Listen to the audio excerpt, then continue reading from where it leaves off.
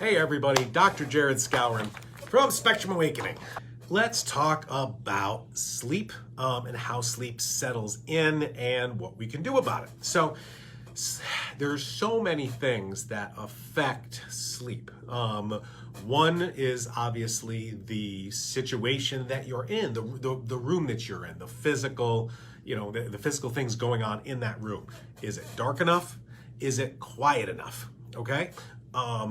Obviously a lot of kids are scared of the dark, so night lights may be something that you use. I would like to say that while night lights are good to help kids feel safe and not scared of the darker it is, the better you'll sleep. Also, the color of the light is going to matter because our brains will wake up when we see white light. Our brains will wake up when we see blue light, like from the sky. It tells our brains that, hey, it's awake. Our brains are going to go to sleep more when it's more the colors of sunset. Okay, so if you can get like dark brown, dark red kind of lights, those are going to serve better as a night light to keep your child asleep longer. Okay, now we'll talk about the noise. Obviously, we want to make sure it's quiet enough so that noises don't disturb them. But sometimes you've got house noises, you've got pet noises, and sometimes you'll want to put a white noise machine or something like a fan that can create a very small noise that won't keep them awake, but will help block out other noises, okay? Other times, kids are going to do better with some kind of a weighted blanket or one of those elastic sheets. If you've got a kid who's really sensory, weighted blanket or that elastic sheet can really help. My daughter really likes the elastic sheet. We tried the weighted blanket with her. She didn't like the weighted blanket, but it's this big sleeve of a sheet that you put across their mattress and they get under it, and it kind of gives them some sensory pressure as they sleep. So that's nice too.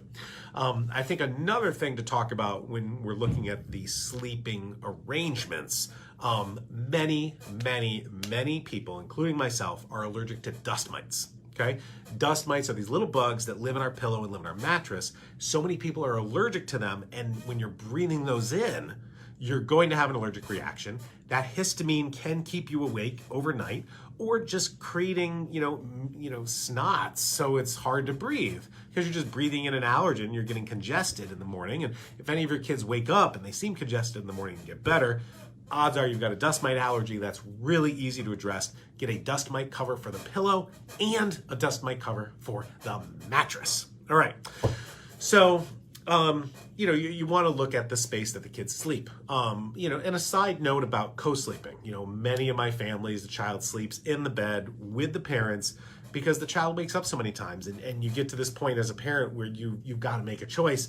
I got to get some sleep. So instead of going in and helping my child fall back asleep, however many times a night, 2, 3, 4, 5 times a night, I'd rather them just be in bed with me. It's just going to make my life easier. Totally understand that. Your child may not be sleeping through the night. What might be happening is they'll wake up, they'll see you, they'll feel safe, they'll go back to sleep. But still, you've got a child that's waking up and doesn't work perfectly for them. Okay, so again, that's kind of just some broad general discussions about sleeping arrangements and where you are and lighting and noise and pressure and allergies and that kind of thing. All right, let's get into different type of treatments. So if your child is not sleeping, I want to break this down into 2 categories, okay? Category 1, a difficult time falling asleep, okay? Your child's really hyper, your child's bouncing around, your child's up till 10 or 11 at night or whatever time and just can't settle down and fall asleep, okay? That's one part. The second part is staying asleep. I just saw one comment flip by on my phone here, which said, hey, my kid gets 4 hours of sleep, all right? And I want to get more into that because our bodies have a 4-hour sleep cycle, okay? Going into deep sleep, bouncing around through REM and then coming back up into a light sleep is usually a 4-hour cycle. So the second part of sleep problems is staying asleep. Okay, so there's falling asleep, then there's staying asleep. And your child may have one problem, your child may have the other problem, your child may have both problems. But let's break it down into those 2 categories: hard time falling asleep and settling down, and then hard time staying asleep. Okay, so there's a lot of things that we can do to help and intervene, and I kind of want to talk about a myriad of them and how your child may be reacting to them and other things that you can try. So the first thing I wanted to bring up is one of the most common sleep pharmaceuticals that I see prescribed in our practice is clonidine. So a lot of kids will go to their pediatrician and say, hey, my kid can't sleep, and they'll get a prescription for clonidine. And it tends to work, but I did want to highlight for you guys the side effects of clonidine in case you're not aware or in case your doctor did not inform you of the side effects. So I printed off, and this is from the Mayo Clinic's website. If you're international, not familiar with Mayo Clinic, it's a very big medical institution here in the States. But here's some kind of the side effects of clonidine. One of them is depression. One of them is anxiety. And again, these are filed under the less common or rare side effects, but still, if you see these, you may want to question it. Here are some other side effects, which include fever, which include irritability, which include mental depression, okay? And I'm just highlighting a couple of them. Here's another one. How many of our kids are constipated, okay? Did your constipation get worse when you went on clonidine? More common side effect. Also loss of appetite. Is this, for children who are on clonidine and they're picky eaters, is it due to a side effect of the medication? Who knows, okay? But do be aware of the side effects that could be potential with common medications, whatever they're for, and clonidine definitely has its own fair share. And it's difficult with those mental ones, the anxiety and depression, that it's hard to understand what your child's feeling if they're nonverbal or if they don't have, good language building. Okay, moving on. Here's a research study I found 20 years old, just in generally talking about different natural things that you can do for anxiety, depression, and insomnia. And I wanted to go through a few of them because, again, this is 20-year-old information. Things like 5-hydroxytryptophan. That's 5-HTP. That's its acronym. We use that a lot. Things like folate, which we use a lot. Things like herbs like valerian or melatonin or chamomile or passion flower. These are common natural things that can be used and have been researched for decades and decades. Some other ones I didn't even highlight, things like St. John's wort or SAMe or DHEA, meditation, exercise, stimulus control, relaxation, those kind of things. A lot of different things can kind of help get you asleep and staying asleep. So let's talk about that first category, falling asleep, all right? Most of the time, falling asleep is controlled by melatonin. Now, melatonin is a chemical that your body produces. You produce it in the brain, you produce it in your gut, you produce it in a myriad of places. Melatonin is our alarm clock. It's time to fall asleep, okay? That's what melatonin does. Now, let me quickly say this because I see it all the time. Melatonin will put you into one sleep cycle, all right? Remember, those sleep cycles are 4 hours. So melatonin should knock you out, should get you into 4-hour sleep cycle. But your child may wake up 4 hours later. So if you give it at 9 o'clock, does your child wake up at 1 a.m.? All right? This is a very common thing that we see. They fall asleep, they wake back up. So melatonin is used to help you fall asleep, get your brain in that place. You gotta settle down. You gotta be quiet. You gotta go to sleep, okay? A lot of good research studies on melatonin. Here's melatonin and circadian rhythm in autism specifically, and decreased melatonin levels were detected frequently in children with autism.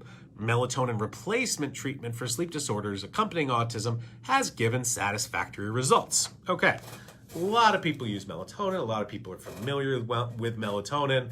And again, melatonin levels in autism is generally lower than neurotypical kids, so melatonin may help your child fall asleep. Not stay asleep, but fall asleep, okay? Here's another research study on melatonin. Melatonin in autism specifically. This is actually a meta-analysis of many studies, was published over 10 years ago. And what we see here is significant improvements in large effect in sleep duration, okay? And sleep onset latency, which again, as we're saying, you fall asleep and you get a good 4 hours, but what it does, it is not help in nighttime awakenings, okay? So melatonin gives you better sleep duration, faster falling asleep, but not staying asleep. And that's a really important thing to I'm really beating this horse, but you get the point. If that's what you need, melatonin's gonna help. All right, now let's move on and talk about what else can help keep you waking up through the night so that we can work on that, all right? And there's a lot of things. There's a lot of different chemicals in the brain that are gonna hit you. One of them that I do wanna talk about is histamine, okay? What happens most of the time when you take Benadryl? You pass out, okay? I've got an antihistamine used as a sleep aid, all right? That's good to know because histamine is a stimulant, and sometimes, not all the time, sometimes when you use an antihistamine, you'll get better sleep because that histamine is not having an effect in the brain. So there's histamine issues, and there's a multitude of other issues that can keep you waking up through the night. So let's go through some of them. One of them I see a lot is our kids with candida infections. So if your kid has an infection, usually a gut infection, could be candida, could be mold, could be bacteria, whatever, gut microbiome is associated in altered sleep in children with autism, okay? So your child may not be able to have a good night's sleep based on the infection going on in their gut. Again, could be candida, could be bacteria, could be a multitude of things. So addressing that is going to help more long-term, but in the intermediary time, how do we get from a gut infection to a sleep problem? Okay, what happens with these gut infections is they produce chemicals. Some of those chemicals are absorbed into our bloodstream, go through our body, even get into our brain. One of those chemicals that some of these infections cause is known as a GABA antagonist. Now, GABA is a protein that helps the brain calm down, helps the brain relax. So what we can do is we can give GABA as a supplement to help go into the brain and help relax and help stay asleep, okay? I also, in addition to GABA, like using 5-HTP. Now 5-HTP, 5-hydroxytryptophan was in that other research study that I showed. 5-HTP is the protein that eventually produces serotonin and melatonin. Okay, so it's like a little assembly line, chain factory going on in your brain. This protein makes serotonin. Serotonin actually converts to melatonin. So when you take melatonin, you fall asleep. When you take 5-HTP, you do produce more melatonin through the night. It's almost like an extended release effect. It's not an extended release pill, but the body is producing melatonin on its own. It just takes some time. So it does give you that extended release melatonin sedation. So that's another way that we do help kids stay asleep. So here's a research study.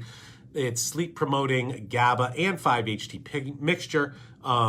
So this research study gave 5-HTP and GABA to people, significant differences between groups related to sleep patterns and significantly induced subjective nighttime sleep. Great, easy to do, GABA and 5-HTP. Another thing that I like as well is another amino acid called inositol, okay? This is inositol associated with sleep and depression in adolescents. This is not an autism study, but just a general sleep study. Concentrations of inositol, they use this ML abbreviation, were lower in the brain of kids who had sleep and mood problems, and the frontal cortical inositol levels that are low may be linked to the pathophysiology of depression and also concomitant sleep symptoms for adolescents. I think it's for a lot of our kids, but again, inositol can help as well, along with the GABA, along with the 5-HTP for staying asleep, okay?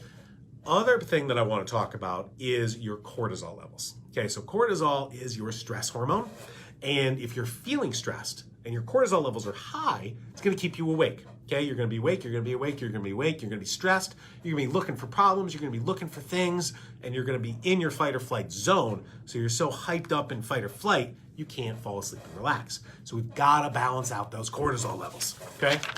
How do we do that? Another research study, altered cortisol rhythm as a potential neurobiologic substrate for chronic insomnia. Basically big fancy words that, hey, abnormal cortisol levels and high cortisol during the night is gonna keep you awake, okay?